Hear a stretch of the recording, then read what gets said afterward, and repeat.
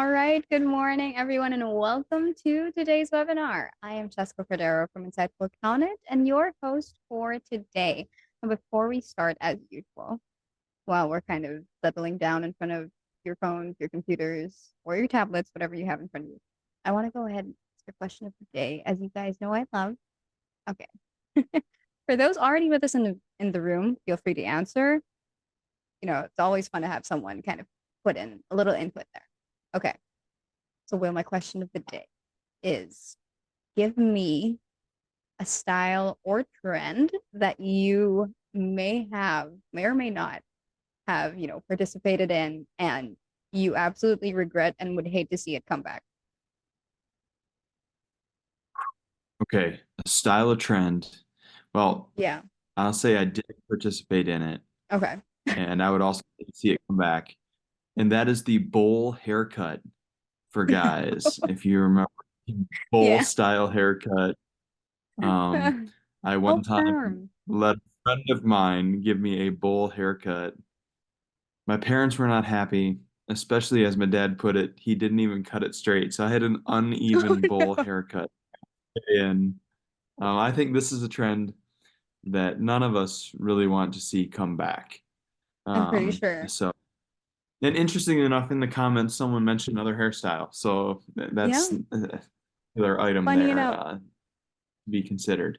Yeah, I had one of those too in college. I had a perm in college.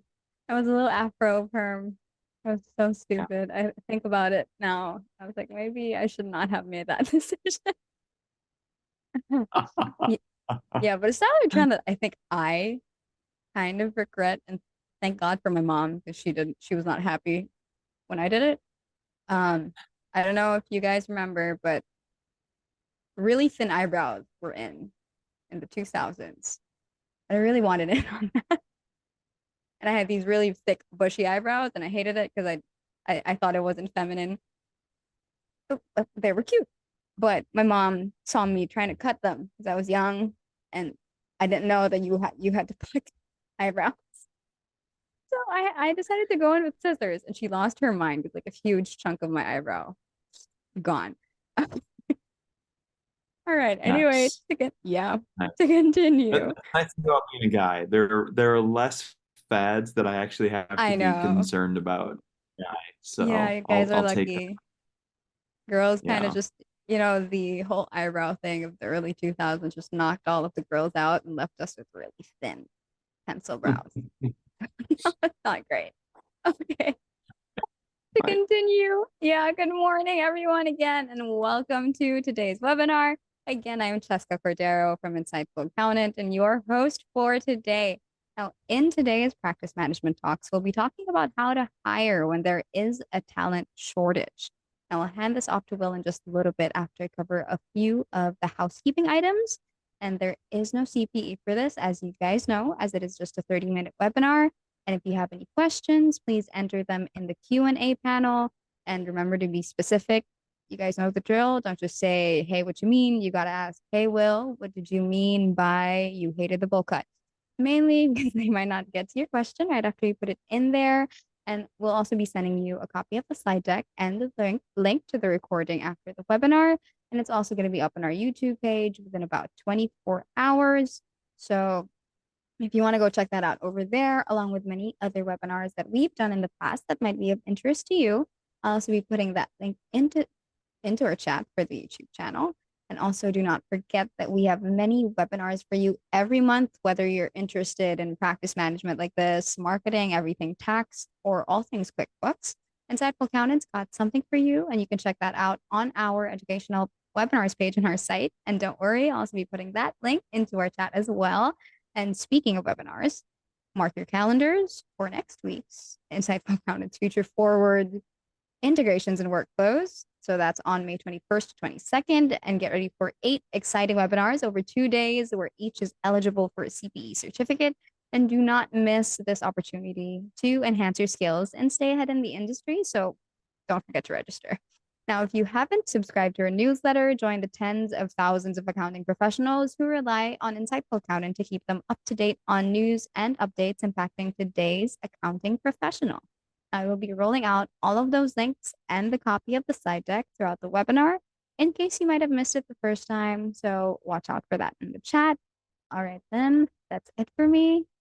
Welcome, Will, and thanks for being here.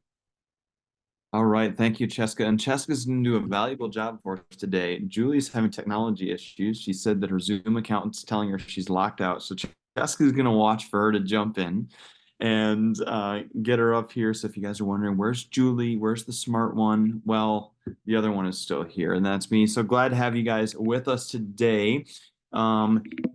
This is a little bit about myself. Been working with accounting firms since 2001. I guess I need to update that to 23 plus years. But anyways, 22 plus is still accurate because 23 is more than 22.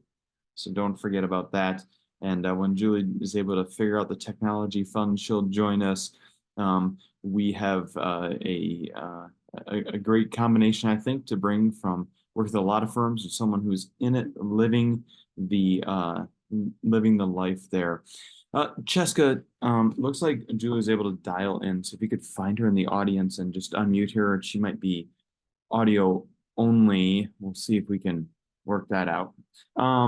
So that's what happens when behind the scenes comes the front of the scenes for those of you in attendance today. But so, you know, there is nothing more obvious than to make a statement that there's a talent shortage and a talent challenge that's within the profession. And I don't think I've gone to a conference. In fact, I stepped out of a conference today to come do this session. It was mentioned in the first 20 minutes of the conference here. It is talked about all the time. We see it from the retirement side. We see it from the declining enrollment, both in the accounting area as well as furthering for the accreditation and sitting for the exam. And those things are certainly going downhill. Now, I think a little bit to my college experience. And I remember sitting in my accounting class. I was doing fairly well as a business major. I double majored in business and economics. And I was taking the required accounting courses for the business major. One of the accounting professors came up to me and said, "Mr. Hill, you have the third highest grade of anybody, and you're not on my list of accounting majors." And I said, "Yeah." He goes, "Do you want to be?" I said, "No, not really." And he goes, "Okay, so that's the salesmanship job that's going on that is probably greatly contributing." And it's been fun to kind of see some of the things happen uh, with the AICPA. They're trying to get in and handle things in the front end of the pipeline, but it's going to take a while before we see impact from people attacking the pipeline problems. And then we get into, well, hey, what is Will, it I that's find driving? the irony in that you are still, Will, I find the irony in that you're still in the industry, right? And I apologize for joining in just with audio today, but I love that story. It is quite ironic that I said no and that it kept chasing me down. So here I am anyways. You're absolutely right. You're absolutely right. Julie. But I do have something interesting. I just left an interview, and it was the irony, one, that it went too long and it made me, come in hot. So thank you, Will, for taking the reins there for a minute. And I'm locked out of my Zoom account. Who knows why? But I just thought what the irony of what I just went through and this webinar. And if I know we're going to go off path here for a second, but if I can just take 3 minutes, Will, if you're okay with it, to kind of rehash what just happened. Happened to get this guy's resume. Him and his father-in-law have run a very successful business for the past 12 years. And he has found that working with his father-in-law is not his dream. How ironic too. And so he has done everything from top down, bottom up. He understands how a business works, right? But his accounting technical isn't what I would normally hire for, right? And so his resume intrigued me. He said, "Hey, let's sit down and chat about, what's going on in your life. Where do you see yourself?" He was an accounting major, Will, much like yourself. but never kind of took the steps to further that because of the other opportunities that had presented themselves. And he's really wanting to get back into public accounting. And, you know, after speaking to him, he's not someone that I would normally interview. He's not someone that I would probably look at their resume twice, right? But the amount of business acumen that he has, that he can come in to the firm that I have and be able to advise clients, I can't teach that knowledge that he has. And so we kind of went, you know, round and round about what this would look like. I've got to get him up to date on, you know, QuickBooks. I've got to get him up to date on how to do tax, you know, some of his tax work. But his knowledge of understanding of how all those numbers work and what numbers are important when running a business and how can he play with them to get them to where, you know, the client and him want to be. So we're going to move forward with someone. And I kind of chuckled, you know, walking out of the meeting as I was like, I got to go. I can't leave Will by himself. But it was such a great interview that we're going to hire someone that has knowledge from top down, bottom up, but can't really execute on the accounting. And I think it's a very good strategic hire in regards to, you know, my firm mostly does, you know, a lot of advisory work and stuff. Like, I can teach. And I think this is what's really important when we think about this shortage is what can we teach and what can we not teach? And I know, Will, you and I have talked about this before, but I cannot teach 12 years of running a business. That experience cannot be taught. But I can teach someone who's willing to learn how to do QuickBooks more in depth than he knows, how taxes work. He's been doing the company taxes, but, you know, as we all know, the depth and breadth of what that takes to do something in our industry is so much deeper. And so his ability to want to learn, he wants to get his CPA, he wants to do good, he wants to make a difference with, you know, the businesses and entrepreneurs that we work with, that it's so encouraging to me that we do have a shortage in this industry. But sometimes you got to kind of look outside of what you would normally say is a unicorn, you know, CPA, 7 to 10 years experience or what have you, and say, what can I teach someone and what can I not teach someone when you're looking at a resume? And so I just really am excited to share that story because I think it gives us all hope of how we can build our business with some of the talent that is out there. Mm-hmm. Mm-hmm. You know, on the screen right now, which I'm guessing you can't see, are some of the consequences of the shortage, and talk about delayed projects, poor communication, missed business opportunities, and some of the skills that you talk about bringing in. He's got, I think you said it was a he. He's got the ability to identify business opportunities. He understands what communication looks like, right? And so I think when we start to look in different areas, we have to say, hey, what are the consequences we're trying to resolve within our firm because of the shortage? And knowing what it is you can and cannot teach. I'm trying to decide where I want to go. Let me come here to this slide. I'm skipping the offshoring slides for just a moment, Julie, but I think it's really important to know, what do you have the ability to teach within your firm? So I've got another firm client that I work with, and we've come to some very difficult conversations that one of their top producers, who is an owner, who shouldn't be a top producer, that's a different conversation, right? But a major skill they've got is the ability to teach. And because they've been wrestling with talent shortage, they haven't had that person teaching because they need that person producing. But guess what the problem is? If that person isn't teaching, that's their best person. So then the people they brought on got subpar education.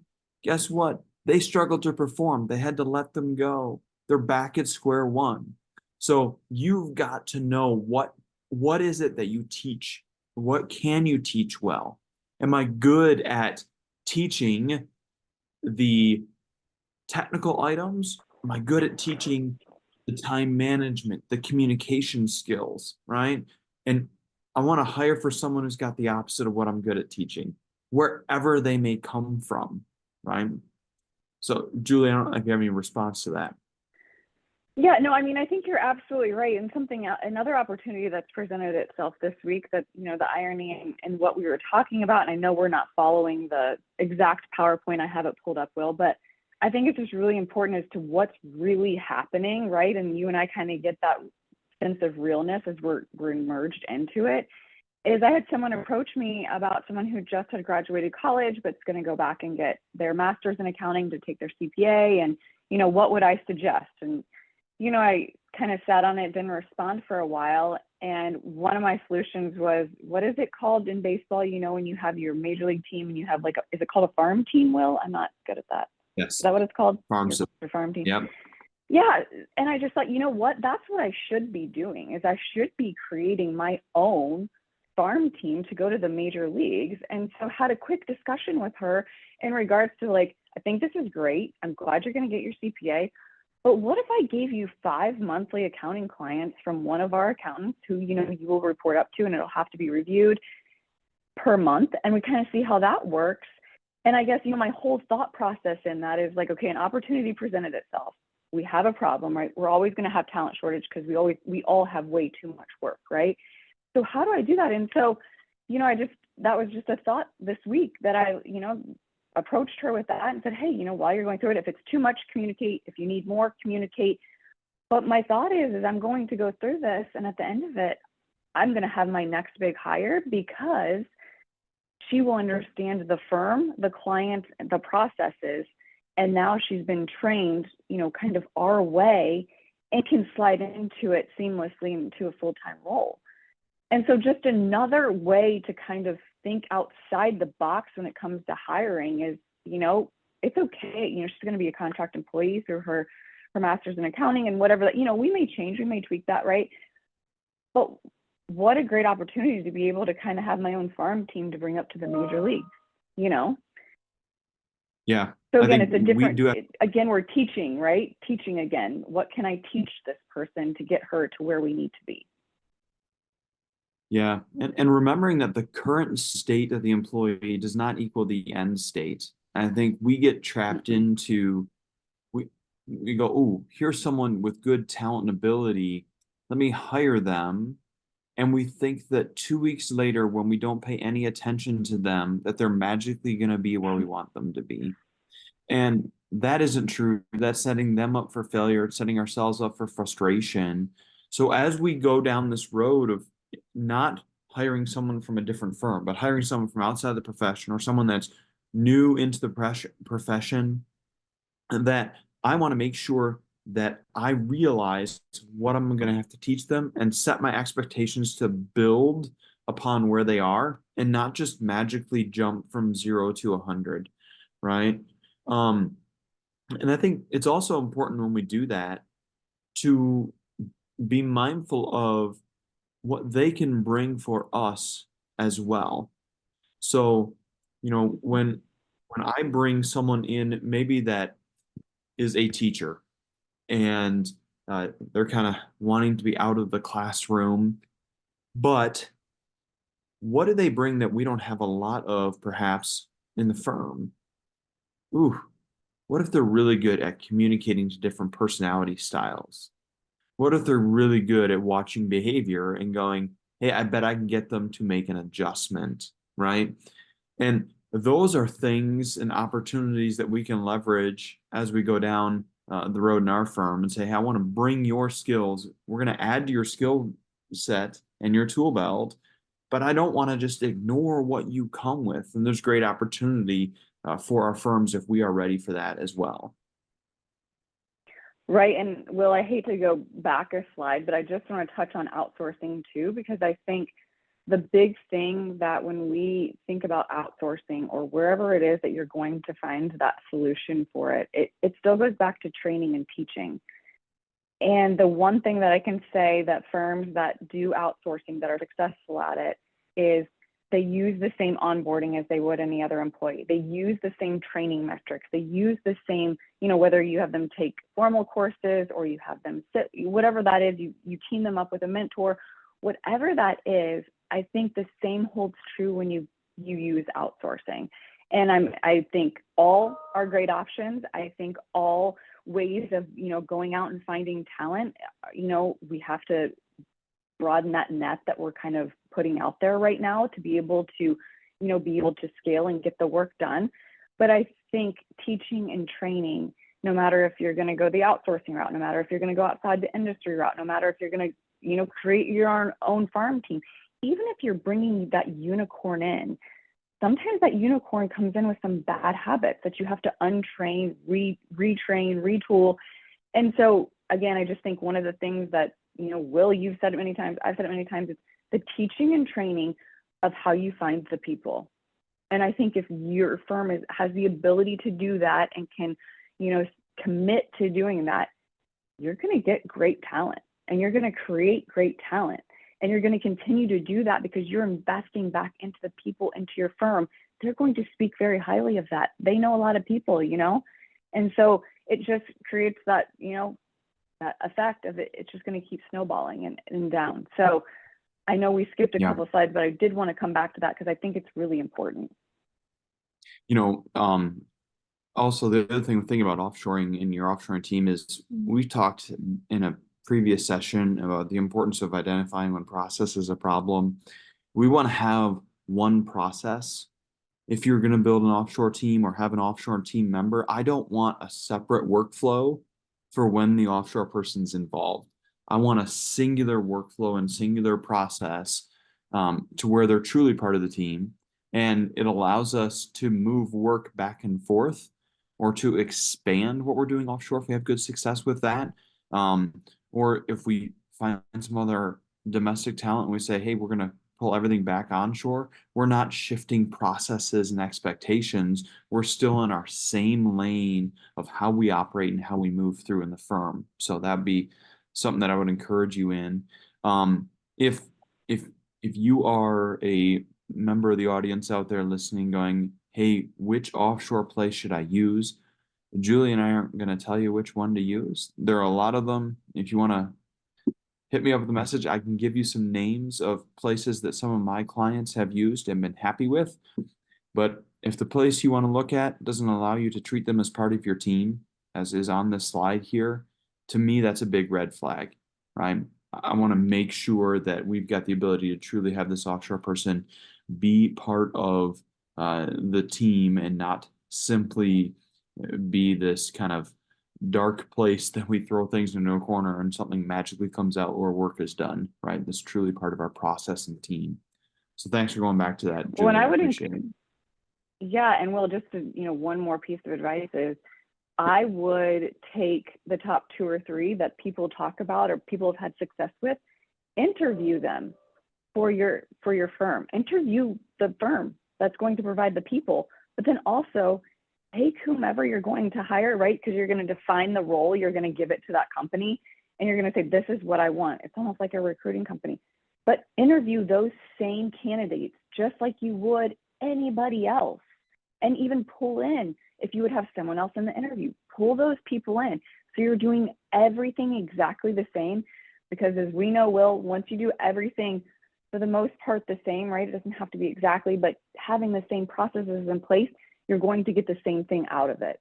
Once you go kind of and create that exception, or, well, we're just going to do this because we don't have the time, or we're going to skip this step, something inevitably always goes wrong, whether it's in, a couple weeks, a couple months, whatever it is, it usually never works out the way you want it to. So I would encourage you to do the exact same thing for your onshore team as you would your offshore team.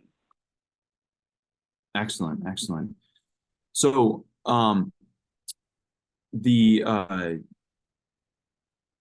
that's not the slide I wanted to jump to.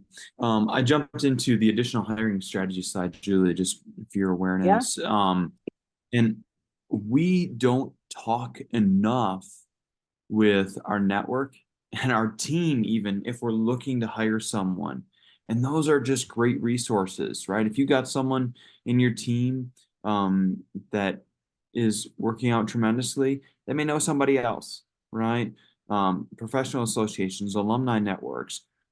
I've worked with some firms where the owner teaches one class a year or maybe one class a semester at a local university and is able to have an internship program, and they feel good about screening the candidates because they've seen what they do in the classroom. And so they have a little more confidence. So just being able to do something a little bit different from the professional side, um, with what you're looking for. And then, frankly, not being afraid to look outside of the profession. If you know what types of skills you're looking for, it becomes easier to find them. So quit focusing on what you want the person to be in the end and say, what are the skills that I can't teach? What are the skills I can't teach? If I can't teach customer service because people either have it or don't, you may not agree with that statement. I tend to think it's a little bit more true than not true. But if I believe that to be true and I need customer service, then where do I go? And I feel like I receive great customer service. Is it certain types of perhaps food industry, restaurants? Is it other areas of hospitality like hotels and other places like that, right? So I want to think about where do I go and get great customer service. Now I want to go and start to build relationships. Who do I see on a consistent basis that shows up and seems to always have the right external attitude, right? These are the sort of things that you want to think about. I promise you, once you start looking for it, you will begin to see it. It's just like when we bought every husband's favorite car ever, the minivan.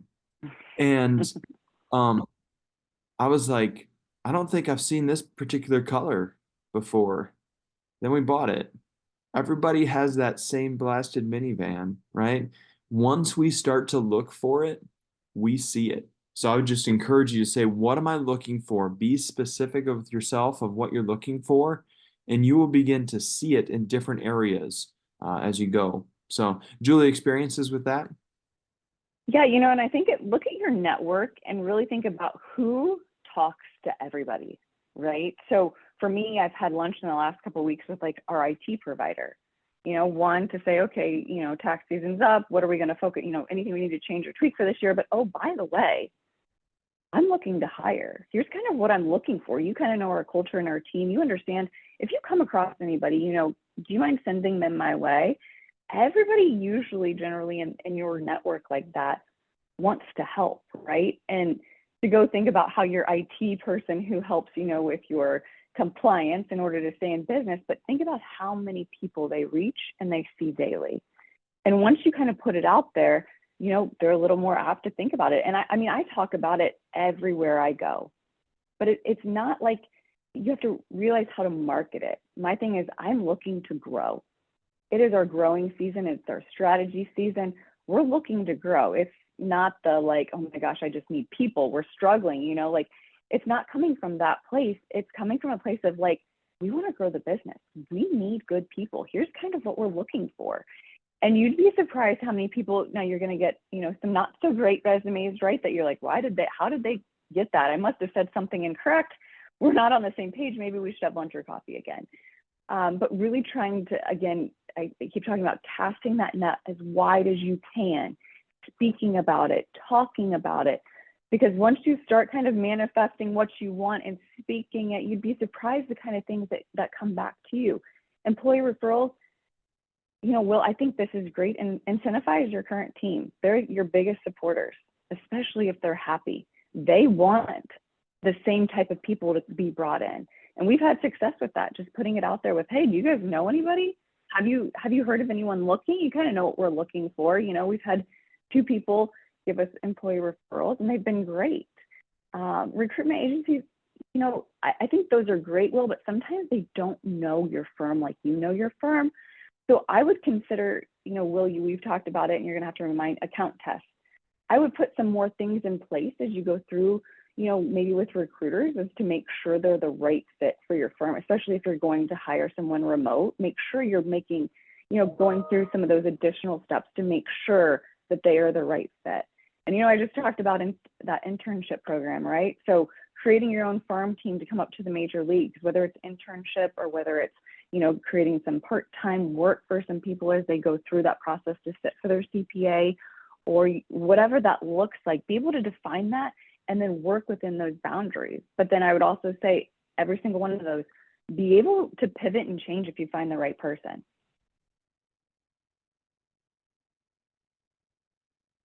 And Will, I know we're wrapping up here right at 12 o'clock. Yeah, we are. We are.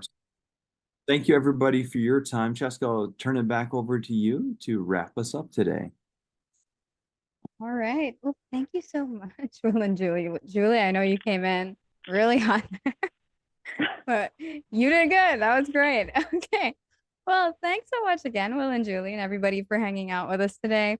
And right before we close out the webinar, remember that we have many webinars for you every month, and you can check those out on our educational webinars page. And don't forget, Future Forward is next week, if I'm not mistaken. Yeah, the 21st to 22nd, with eight webinars over 2 days, where each is eligible for CPE. So that's in the chat if you want to go check that out. And do not forget to check out and subscribe to our YouTube channel and newsletter so you don't miss out on news and updates that impact today's accounting professional.